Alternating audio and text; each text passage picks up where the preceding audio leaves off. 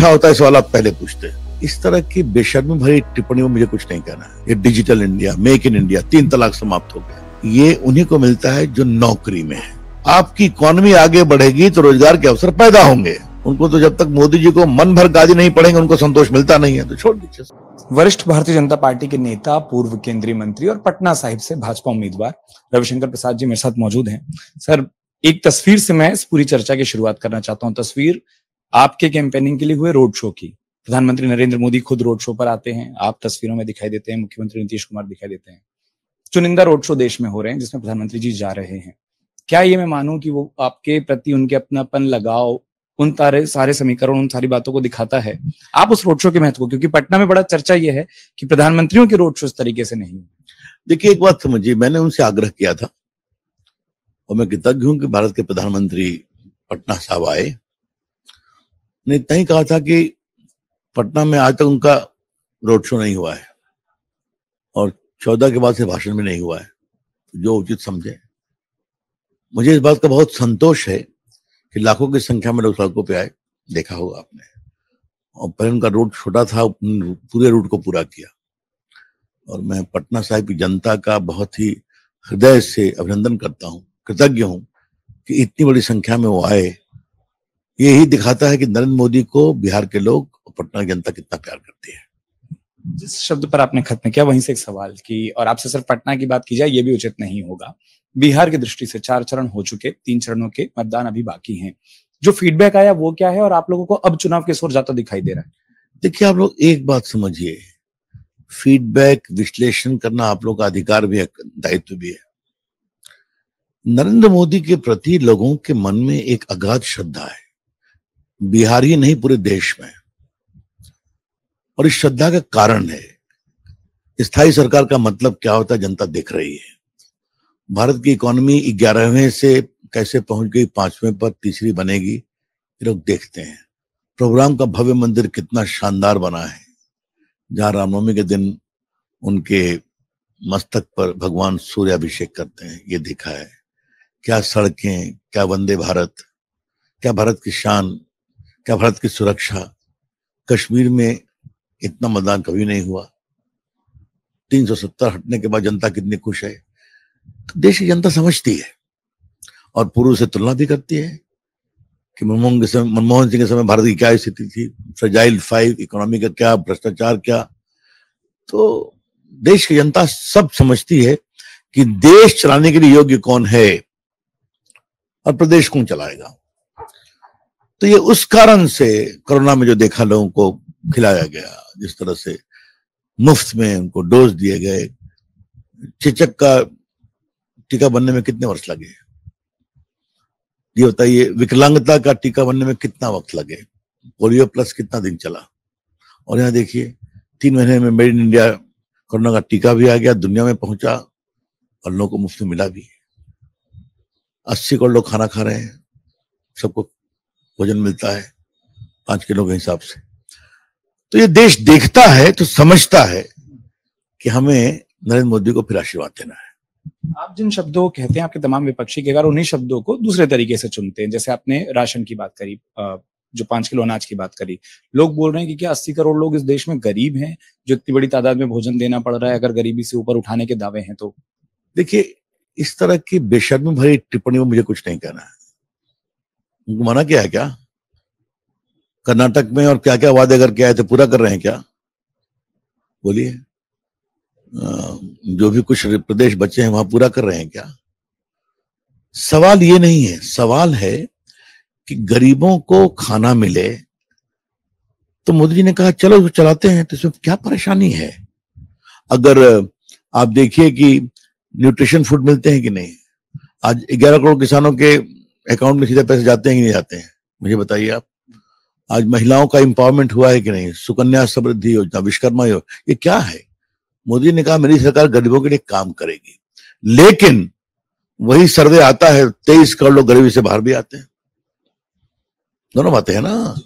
तो भारत में विमान स्थल भी बन रहा है, मोबाइल मैन्युफैक्चरिंग में भी भारत 2 से आज 270 मोबाइल फैक्ट्री है, चाइना के बाद सेकंड बन गया। इस विभाग को मुझे हैंडल करने का सौभाग्य मिला है। ये digital India, make in India, 3 तलाक समाप्त हो गया, ये सब कब से पेंडिंग थे मुझे बताइए आप। तो लोग उसको देखते हैं, महसूस भी करते हैं। क्योंकि जब आपके पास जब बात करिए तो हम लोगों के लिए एक चीज बड़ी अच्छी होती है कि आंकड़ों के साथ, तर्कों के साथ बात होती है। दो शब्द इस पूरे चुनाव में विपक्ष की ओर से खूब दिख रहे हैं, एक महंगाई, एक बेरोजगारी। एक नैरेटिव बनाने की कोशिश की जा रही है कि जनता इन मुद्दों पर चुनाव लड़ रही है। क्या बेरोजगारी और महंगाई दोनों इस देश में बढ़ी हैं, वो कंट्रोल से बाहर हुई हैं? देखिए, भारत में महंगाई दुनिया में सबसे कम है। यूरोप की तुलना करिए, अमेरिका की तुलना करिए, पड़ोसी की तुलना करिए। एक तरफ आटे के लिए मारामारी है पड़ोस में पाकिस्तान में, तो उनको कुछ तो कहना होगा ना। मैं आपके सवाल है उसके पहले संविधान खतरे में है। ये फतूर कहां से आया है? 10 साल से मोदी जी है ना प्रधानमंत्री, 14 में जीते, 19 में और जीते, 24 में और जीतेंगे। कभी कहा क्या संविधान हम बदलेंगे? करके दिखाया क्या? हाँ, संविधान में यही संशोधन किया कि इकोनॉमिकली वीकर सेक्शन को भी हम 10% रिजर्वेशन देंगे, अगली जाति के हो या किसी सामान्य वर्ग के हो। आपके एक दलित को भारत का राष्ट्रपति बनाया, रामनाथ कोविंद जी को, एक आदिवासी महिला को बहुत ही गरिमा में द्रौपदी मुर्मू जी को भारत का राष्ट्रपति बनाया। ये सोच की बात मैं कह रहा हूं। इसलिए संविधान बदलेंगे, संविधान बदलेंगे। इमरजेंसी किसने लगाई थी? जज को सुपरसीड किसने किया था? बड़े बड़े संपादकों कुलदीप नैयर को किसने बंद किया था? लोकनायक जेपी, अटल बिहारी वाजपेयी, लाल कृष्ण आडवाणी, नानाजी देशमुख, मधुलिमाय, नीतीश कुमार, लालू प्रसाद, इन सबको जेल में किसने बंद किया था? मैं भी तो जेपी का शिष्य हूं ना, मीसा में बंद रहा हूं, संघर्ष किया था। सब भूल गए लोग। हाँ, वामपंथी तो उनके साथ हमेशा थे। तो जो जजेस को सुपरसीड करे, संपादकों को जेल में बंद करे, प्रेस की सेंसरशिप लगाए, कम से कम 90 बार कांग्रेस पार्टी ने डिसमिस किया था राष्ट्रपति शासन में। सिर्फ इंदिरा गांधी के समय हुआ, पहले हुआ। मोदी सरकार ने कुछ किया क्या? तो एक फतूर है कि साहब संविधान बदल देंगे। अब मैं आता हूं बेरोजगारी पर। अब मुझे इस बात का विस्तार से जवाब देने दीजिए। एम्प्लॉय प्रोविडेंट फंड डाटा में लगभग 7 करोड़ लोग ऐड हुए हैं कि नहीं, ये डेटा साइट पर है। ये उन्हीं को मिलता है जो नौकरी में है, रोजगार में है, संगठित रूप से, प्राइवेट या पब्लिक। तो ये 7 करोड़ लोग वो हुआ। इतनी सड़कें बनी है ना, इतना हाईवे बन रहा है ना, पुल बन रहा है ना, पुलिया बन रहे हैं ना, रेल लाइन नई आ रही है ना, तो उसमें रोजगार के अवसर पैदा होते हैं कि नहीं? हर जगह गांव में बिजली गई तो रोजगार के अवसर पैदा हुए कि नहीं? आज डिजिटल इंडिया, भारत दुनिया में एक बड़ी ताकत बन गया है, वर्क फ्रॉम होम, इसके कारण नए अवसर पैदा हुए कि नहीं? आज मोबाइल मैन्युफैक्चरिंग में लोग प्रत्यक्ष अप्रत्यक्ष रूप से 7-8 लाख लोग काम करते हैं। ये मैं आपको कुछ स्ट्रेट संख्या दे रहा हूं। फिर ये बताइए कि जहां तक सरकारी नौकरी की बात है, लगभग 10 लाख लोगों को नौकरी मिली कि नहीं मिली? तो ये संख्या कितनी? जो गिग इकोनॉमी है, जो आपके घर का डिलीवरी होती है, क्योंकि महकमों को मैंने हैंडल किया है, तो जो पूरे गिग इकोनॉमी में आपके घर में सब कुछ सप्लाई होता है, ई कॉमर्स बढ़ा है, बड़ी बड़ी कंपनियां आके बड़े बड़े काम कर रही हैं, तो इसमें रोजगार के अवसर पैदा हो रहे कि नहीं हो रहे हैं? तो कितने करोड़ हो गए? आपने क्या किया? बहुत सीधा सवाल है। आपकी इकोनॉमी आगे बढ़ेगी तो रोजगार के अवसर पैदा होंगे। हमारी इकोनॉमी 5 में पहुंच गई। भारत का सबसे अधिक एफडीआई यहां आया है, भारत का सबसे अधिक एफआईआई यहां आया है। तो वही तो मैं कह रहा हूं कि ऐसे हाईवे बन रहा है कि उस पर फाइटर प्लेन भी लैंड कर रहा है। तो ये सब बिना काम के अवसर के बन रहे हैं क्या? तो उनको बोलते हैं, बोलने दें। क्या क्या 10 साल में मनमोहन सिंह ने, कांग्रेस ने, आप देखिए उनसे। रविशंकर जी, आप जिस तरीके से, जितने अनुभव के साथ और जितनी तमाम चीजों को, जिम्मेदारियों को इस देश में संभाल चुके हैं, अगले 5 साल के लिए, अगर जिस चीज के लिए आप लोग आश्वस्त दिखाई देते हैं कि जीत होगी और सरकार बनेगी, अगले 5 साल का विजन प्लान, ग्रोथ प्लान, फिर वो क्या दिखता है? उसमें कौन से प्रमुख एजेंडे? क्योंकि कई सारी चीजें पूरी हुई। आप हमारे संकल्प पत्र को देख लीजिए।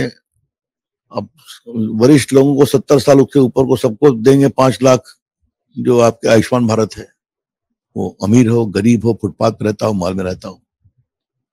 किसानों के विकास का एक नया पूरा माध्यम आया कि भारत की कृषि इकोनॉमी को और आगे बढ़ाएंगे, भारत के डिजिटाइजेशन को और आगे बढ़ाएंगे, भारत की इकोनॉमी को आगे बढ़ाएंगे, भारत को एक मैन्युफैक्चरिंग हब बनाएंगे, लॉजिस्टिक हब बनाएंगे। क्यों? इससे रोजगार के अवसर पैदा होते हैं। इस बात को समझिए। आज जो भारत में सबसे अधिक पूंजी निवेश हुआ है, तो क्यों हो रहा है? दुनिया भी देख रही है। आज भारत मोबाइल में दुनिया का नंबर 2, भारत अगर दूध उत्पादन में दुनिया का नंबर 1, भारत ऑटोमोबाइल उत्पादन में दुनिया का नंबर 2। ये सीधी बातें बता रहा हूं ना। तो अब विजन है 2047 का, विकसित भारत, और उस दिशा में भारत काम कर रहा है। भारत में आजकल फाइटर प्लेन बन रहे हैं कि नहीं, मेड इन इंडिया उड़ रहे हैं कि नहीं, नारी शक्ति आज वैज्ञानिक के रूप में चंद्रमा पर जाने के प्रयास में लगी हुई कि नहीं।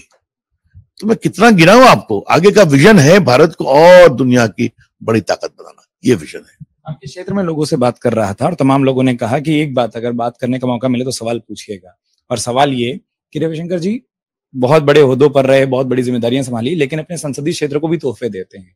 तो अगले 5 साल में कौन सी ऐसी बड़ी चीज है जो क्षेत्र की जनता चाहे कि पटना साहिब के लिए आपकी योजना? मैंने क्या किया ये सुन लीजिए, अच्छा होता है सवाल आप पहले पूछते हैं। पटना में मेट्रो बन रही है ना, कि मैं ही ले आया हूं नीतीश जी की सरकार से कोऑर्डिनेट करके। मैं केंद्र का मंत्री था, तो पटना में मेट्रो आया, पटना में टीसीएस ले आया उसका सेंटर। पटना में गंगा जी पर 4 पुल बन रहा है। ये महात्मा गांधी सेतु भी टूट रहा था, उसको हमने कहा क्यों तोड़ते हैं, उसके बगल में पुल बन रहा है। जेपी सेतु आ गया, उसके बगल में 6 लेन, तो 4 गंगा नदी पर पुल होने जा रहे हैं। पटना हवाई अड्डा लगभग 1500 करोड़ रुपया से पूरा नया बन रहा है, आप देखिएगा, बनकर तैयार हो जाएगा 6 महीने में। बहुत बढ़िया एयरपोर्ट बन रहा है।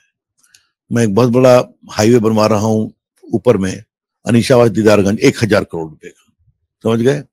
पटना से वंदे भारत चली कलकत्ता के लिए, वंदे भारत चली आपके रांची के लिए, वंदे भारत चली लखनऊ वाया अयोध्या। ये मैं कुछ काम जो बता रहा हूँ, हार्डिंग पार्क नया स्टेशन बनवा रहा हूँ, क्या रेलवे, क्या हाईवे।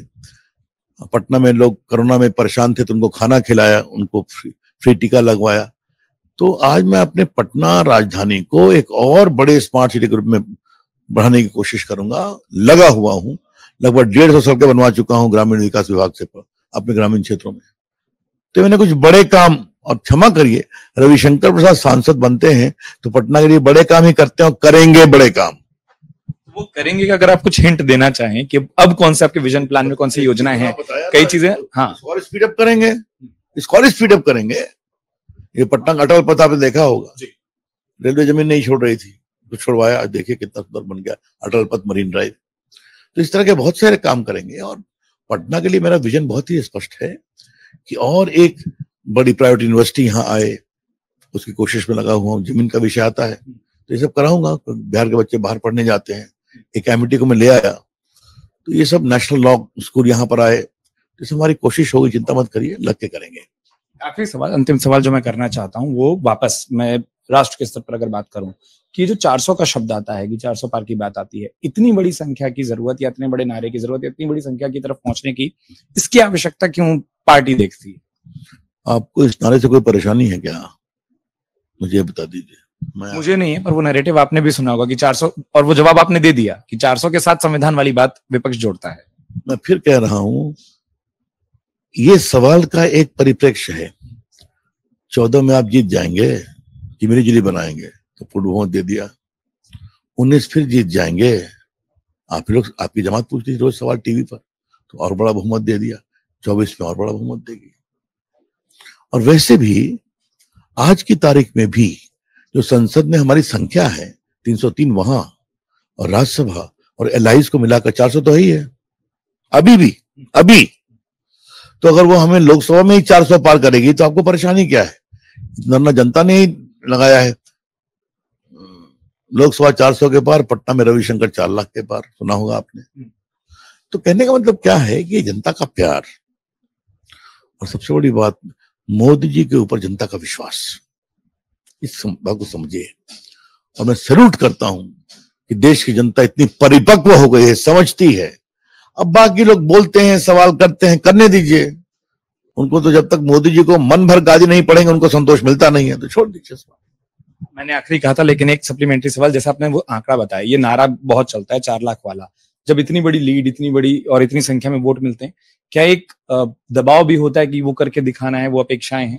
मैं एक कार्यकर्ता हूं, मैं कभी अपने को नेता नहीं मानता हूं। पटना शहर में तो बिल्कुल नहीं मानता। अच्छा होता मेरे बैकग्राउंड के बारे में आप कुछ मुझे सवाल पूछते। मैंने विद्यार्थी परिषद के लिए 12 साल काम किया है। मैं जेपी मोहन का सेनानी रहा हूं, जेपी लोकनायक, मेरे जीवन की प्रेरणा 3 लोगों की है या 4 कहिए। एक तो लोकनायक जयप्रकाश नारायण, दीनदयाल उपाध्याय, अटल बिहारी वाजपेयी, नरेंद्र मोदी। समझे आप? हाँ, मैं अटल जी की सरकार में भी था, मोदी जी की सरकार में भी था। लेकिन कुछ बता ही दो कि मैंने देश के लिए बड़े बड़े काम क्या किए हैं। डिजिटल इंडिया अभी किया ना, पोस्टल पेमेंट बैंक शुरू कराया, मोबाइल मैन्युफैक्चरिंग को लगाया, 3 तलाक पूरा कराया। एक बार डिजिटल पेमेंट जो आप देखते हैं, भारत दुनिया में नंबर 1 हुआ है। आपको कोरोना में टीका लगा था ना, याद है ना? उसकी खबर कहाँ आई थी आपको? मोबाइल पर, याद है? ये काम मैं ही देखता था टेलीकॉम मंत्री के रूप में। पीएम का निर्देश था इसको लड़ो, पीएम से मिलकर करो, तो पूरा हम लोग लगकर काम किए। तो 230 करोड़ डोज लगे और हर के पास खबर गई, पहला डोज, दूसरा डोज, बूस्टर डोज, ये भारत ने करके दिखा दिया। तो कहने का मतलब क्या है कि ये जो पूरा आपका टाटा स्काई है, ये मेरा ही लाया हुआ है। एफएम रेडियो आपने भी ले रखा है, अमर उजाला ने, मेरा ही लाया हुआ है। जब मैं आईएमबी मिनिस्टर था, कोल इंडिया के मंत्री रहते, मैंने कोल इंडिया को घाटे में ला दिया प्रॉफिट में। तो ये मैंने कुछ बड़े बड़े काम आपको बताया। मैंने देश के लिए करता हूं, प्रदेश के लिए करता हूं, अपने कंजों से लिए करूंगा। मैं बिल्कुल नरेंद्र मोदी का शिष्य हूं। मेरी सोच में छोटे काम है ही नहीं, बड़े काम जो हमारे बॉस मुझे बताते हैं वो करके दिखाता हूं। क्योंकि ये देश बहुत दिन छोटे कामों में फंसा रहा। बड़ी सोच होनी चाहिए, बड़ी सोच सिर्फ सोच पे नहीं, जमीन पर उतरनी भी चाहिए। शुक्रिया सर। एक अपील के साथ मैं चर्चा का विराम देना चाहूंगा कि 4 चरणों में हमने देखा कि मतदान प्रतिशत कई जगहों पर कम रहा है। वो एक अपील हो कि लोग निकलें, खूब वोट करें। बिल्कुल, लोग वोट दें, खूब निकलें। अब संख्या बढ़ रही है, आगे और बढ़ेगी, चिंता मत करिए। जहां वोटिंग कम हुई वहां भी हम ही जीतेंगे, आप बिल्कुल निश्चिंत रहिए। आप लोग के, आप नहीं, क्या मिल जाए कि फिर मोदी जी के बारे में बड़े बड़े प्रश्नवाचक चिन्ह खोले जाएं? खोलिए, उठाइए, वो आपका अधिकार है। हम जानते हैं 4 तारीख को क्या होगा। बहुत शुक्रिया और बहुत शुभकामनाओं के साथ अपना वक्त दिया आपने, तमाम प्रचार, तमाम चीजें। लेकिन जैसा रविशंकर जी ने कहा कि छोटे कामों से ज्यादा पूरी जो फेहरिस्त है, पूरी जो तैयारी और पूरी जो कोशिश है, प्रयास है, वो बड़े कामों का है। कई सारी फेहरिस्त, कई सारी चीजें बताई, लेकिन पटना साहिब से लेकर देश तक के लिए जो प्लान है वो भी साफ तौर पर रखा। 4 जून को परिणाम आने को भी लेकर आश्वस्त दिखे। बहुत बहुत धन्यवाद सर अपना वक्त देने के लिए, बहुत बहुत शुक्रिया। अगर आप ये वीडियो YouTube पर देख रहे हैं तो हमारे चैनल को सब्सक्राइब करें और बेल आइकन को दबाना ना भूलें। अगर आप Facebook पर ये वीडियो देख रहे हैं तो हमारे पेज को लाइक करें।